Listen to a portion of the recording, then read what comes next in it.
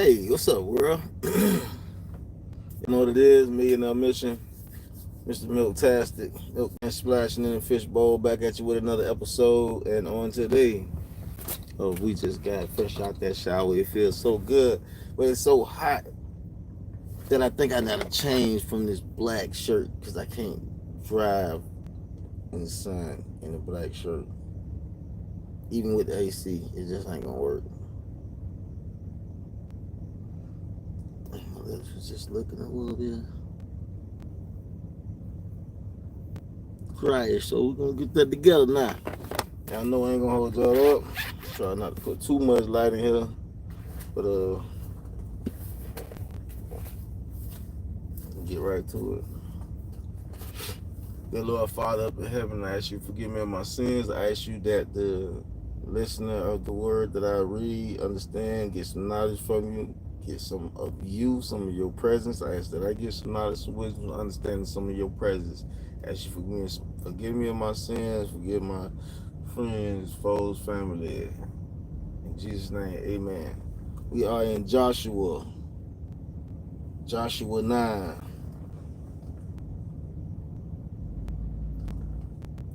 Goal of the Gibeonites. Joshua chapter 9. Now it came about when all the kings who were beyond the Jordan in the hill country and in the lowland and on all the coasts of the great sea toward Lebanon, and the Hittite and the Amorite and the Canaanite and the Perizzite and the Hivite and the Jebusite heard of it, that they gathered themselves together with one accord.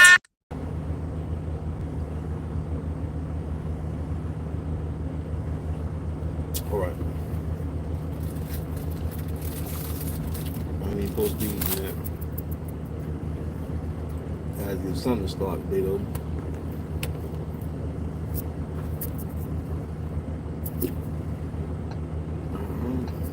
I'll get to them.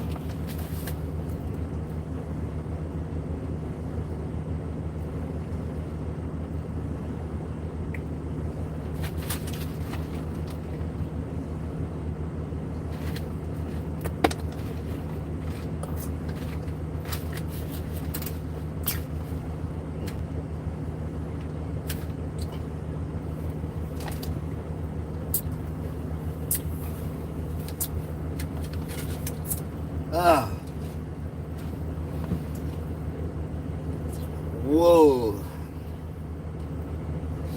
Hey, if y'all see that on the replay, that was real life. That's why I be getting crushed out. See, this that cube, like.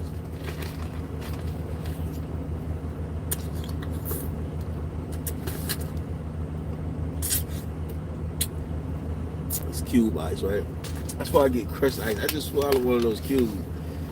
And it was at my throat. It was like either try to push it back up or swallow. I just swallowed it. I was like, I can just push it down. I know it's just ice, so even if it costs somewhere, it's gonna melt quick. All that heat in there is hot. But let's get to it though, cause we go. Hopefully this is recording. I don't want to do all this and then be like, oh, the sound was down or something else.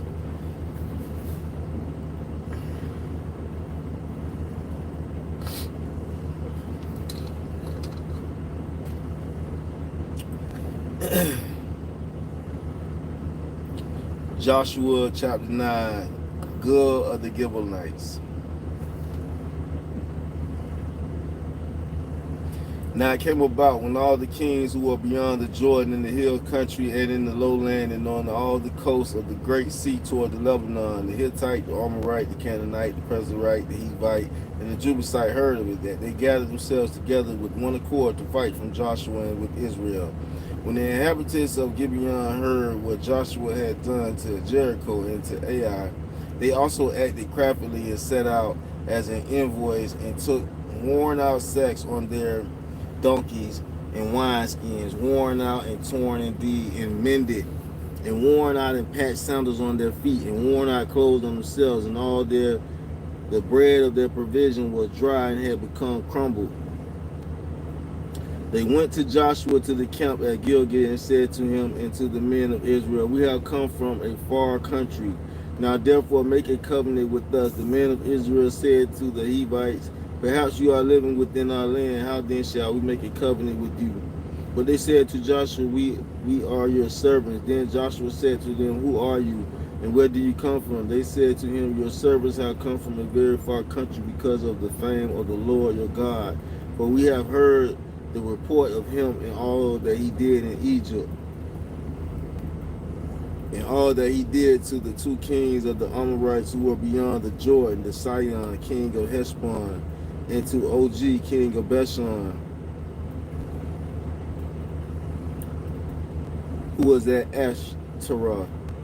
So our elders and all the inhabitants of our country spoke to us, saying, take provision in your hand for the journey, and go to meet them, and say to them, we are your servants. Now then, make a covenant with us.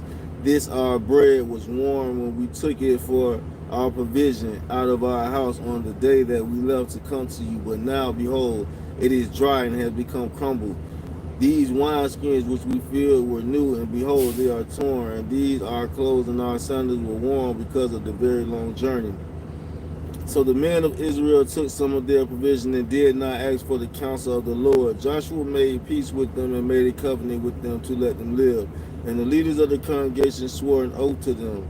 It came about at the end of 3 days after they had made a covenant with them that they had heard that they were neighbors and that they were living within their land. Then the sons of Israel set out and came to their cities on the 3rd day.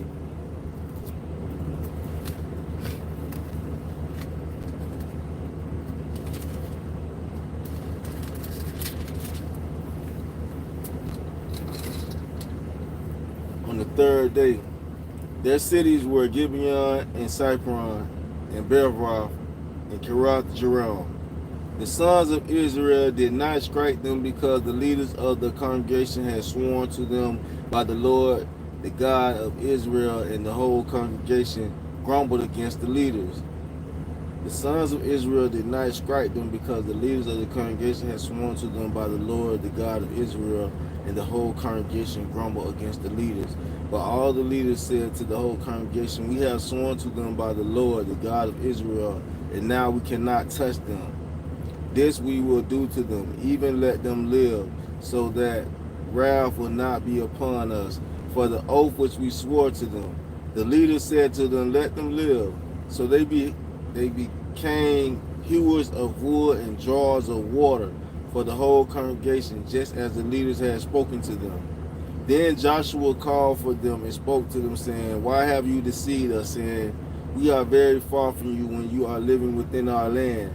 Now therefore you are cursed, and you shall never cease being slaves, both hewers of wood and drawers of water for the house of my God.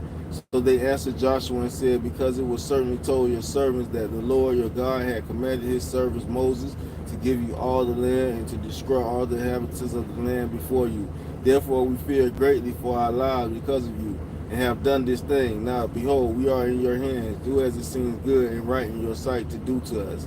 Thus he did to them and delivered them from the hands of the sons of Israel, and they did not kill them. But Joshua made them that day hewers of wood and drawers of water for the congregation and for the altar of the Lord to this day in the place which he would choose. And that was that was chapter 9, but verse 17 where them names at. In case any of y'all got a problem with how I butchered them names, y'all can go back and read them names. Chapter 9, verse 17, the names. Right there. We're going to stop right there. You know what I'm saying? Next time we come back, 5 kings attack Gibeon. That is chapter 10 that we will be in Joshua. Hope that you got some enlightenment from the word.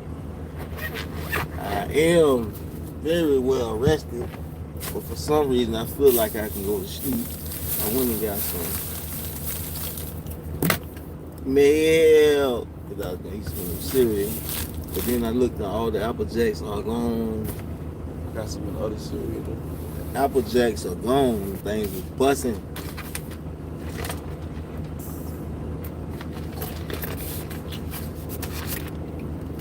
Okay. Got increase your financial IQ. What we all trying to do. Go ahead and go on and do that. I already did my pre-trip. just wake up and just do it. You know what I'm saying? I just wake up and get to it.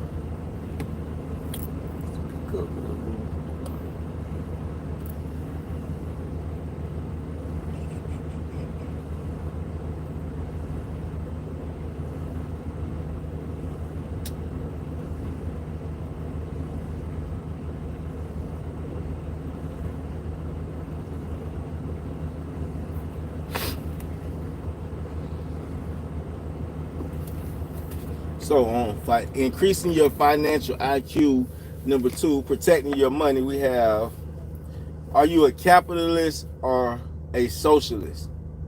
There's a joke I heard years ago explaining the difference between a socialist and a capitalist. One day a socialist knocked on a farmer's door and asked him to join the local socialist party. Not knowing what a socialist was, the farmer asked for an example of socialist behavior. The socialist said, if you have a cow, then everyone in the village can have some of the milk from your cow. It's called sharing the wealth. That sounds good, said the farmer. And if you have a sheep, the socialist said, then everyone shares in the wool. Very nice, said the farmer. This socialism sounds good. That's great, said the socialism, believing that he had a convert to the socialism. And if you have a chicken, everyone shares in the eggs. What? The farmer screamed angrily. That's terrible. Get out of here and take your socialist idea with you.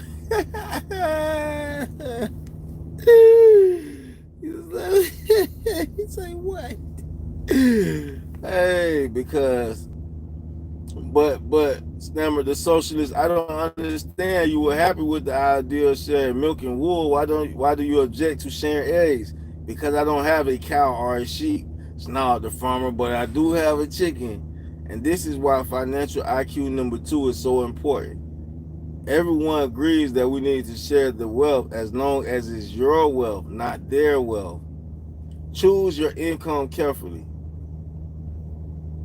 From previous chapters, you already know that there are 3 different types of income: earned, portfolio, and passive. Earned, portfolio, and passive.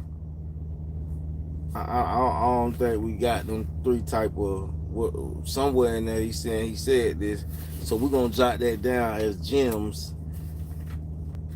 I want to go back and put it on gem number 1, but we on gem number 5, so it's gonna be gem number 5 that we're gonna jot this down as, and gem number 5, which is really 1, we're gonna put that 2, 5, which is 1, 5, which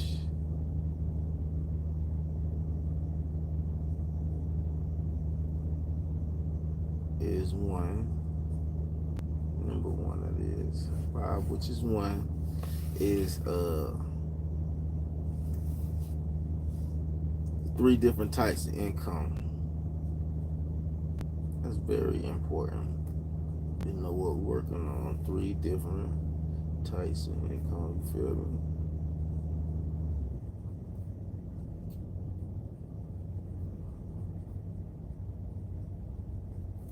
And they are earned, portfolio,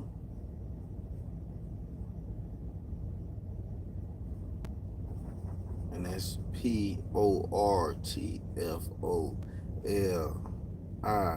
portfolio, and then passive,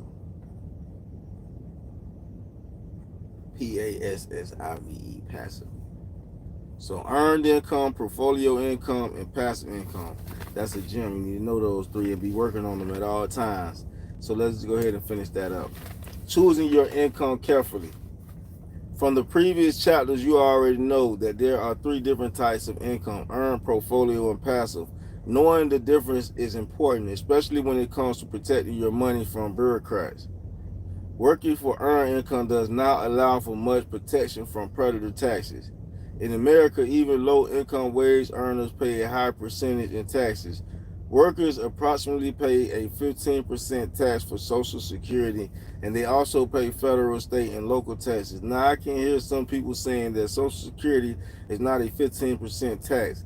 They think it's more like 7.4%, and that your employer pays the other 7.4%. That may be true, but my way of looking at it, the combined 15% is that it is my money. If my employer did not pay it to the government, my employer should pay it to me.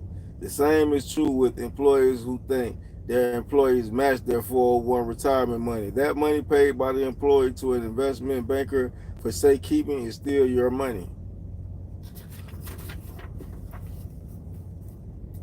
Personally, I do not want the government managing my future financial security.